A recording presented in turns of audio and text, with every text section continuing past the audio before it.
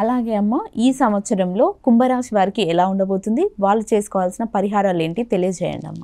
కుంభరాశి వాళ్ళకి ఆదాయం 8, వ్యయం 14, రాజపూజ్యం 7, అవమానం 5. కాబట్టి వీళ్ళకి కుంభరాశి వాళ్ళకి ఏంటంటే ప్రస్తుత పరిస్థితిలో రేపు మే దాకా నడిచే టైంలో కూడా గృహాలకి వాహనాలకి సంబంధించిన విషయాల మీద ఎక్కువ దృష్టి సారిస్తారు.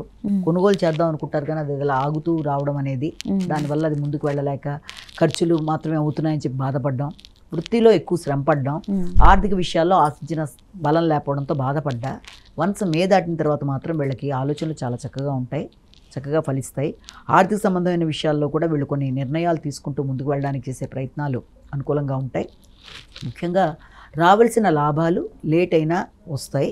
అది కుటుంబ విషయాల్లో ఒకటి, తర్వాత ఆర్థిక సంబంధమైన విషయాలు, ఈ రెండింటి యొక్క విషయాల్లో ఇతరుల అపార్థాలు గురి కాకుండా జాగ్రత్త. అంటే కుటుంబ వ్యక్తులతోనే వీళ్ళు ఆర్థిక సంబంధమైన వ్యవహారాల విషయంలో చుట్టాలతో కానీ ఎవరితోన్నా ప్రవర్తించేటప్పుడు దాన్ని ఇతరులు దాన్ని అపార్థం చేసుకుని ఇబ్బంది పెట్టకుండా వీళ్ళెంతవరకు జాగ్రత్తలు తీసుకుంటూ వీళ్ళు ముందుకు వెళ్ళవలసిన అది ఒకటి ఉంది.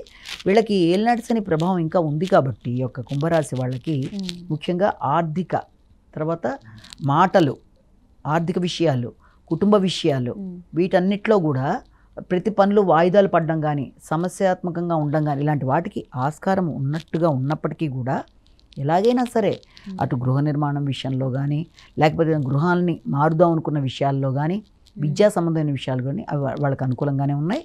అలాగే దాంతోపాటుగా ముఖ్యంగా వీళ్ళకి ఆకస్మికమైన ఖర్చులైనా వాటికి ఒక లెక్క అనేది ఏర్పడుతుంది. అంటే ఇప్పటిదాకా అనవసర ఖర్చులే తప్ప దీన్ని లెక్కాపరంగా వాళ్ళు చేసుకుంటూ ముందుకెడతారు. రావాల్సిన లాభాలు మాత్రం కొంత సమయానికి ధనం అందకపోవడం వల్ల కొంత ఇబ్బంది అనేది ఏర్పడ్డా దాన్ని అధిగమించగలుగుతారు వీళ్ళు స్వయం శక్తితో.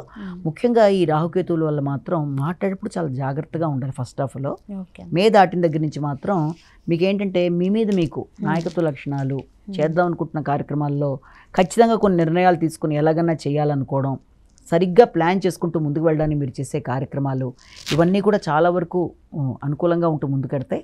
ముఖ్యంగా రేపు అక్టోబర్ టు డిసెంబర్ మధ్య టైంలో ఎక్కువ వీళ్ళ ఫోకస్ వృత్తికి సంబంధించిన విషయాల్లో ఎక్కువ ఫోకస్ చేస్తూ ముందుకెడతారు. ఆ సమయంలో వాళ్ళు ఉన్న వృత్తిలో కానీ నూతన వృత్తులకు కానీ అవకాశాలు అనేవి కొంత అధిక శాతంలో మనం ఎక్స్పెక్ట్ చేయొచ్చు. రావాల్సిన లాభాలు ఆలస్యంగానైనా అందుతాయి కనుక ఆ విషయంలో ఘర్షణకి కొంత దూరంగా ఉండాలి. ప్రతి ఖర్చుకి కూడా కొంత లెక్క అనేది ఏర్పడడం, ఆర్థిక లాభాల కొరకు మీరు చేసే ప్రయత్నాల వల్ల అపవాదులకు గురి కాకుండా జాగ్రత్తలు పడుతూ ముందుకు వెళ్ళాలి.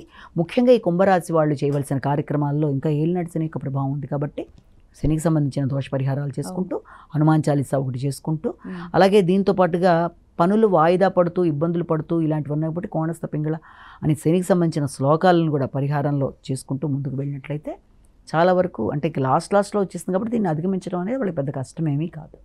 ఓకే అమ్మ, కుంభరాశి ఫలితాలు, వాళ్ళు చేసుకోవాల్సిన పరిహారాల గురించి చాలా చక్కగా వివరించినందుకు ధన్యవాదాలమ్మా.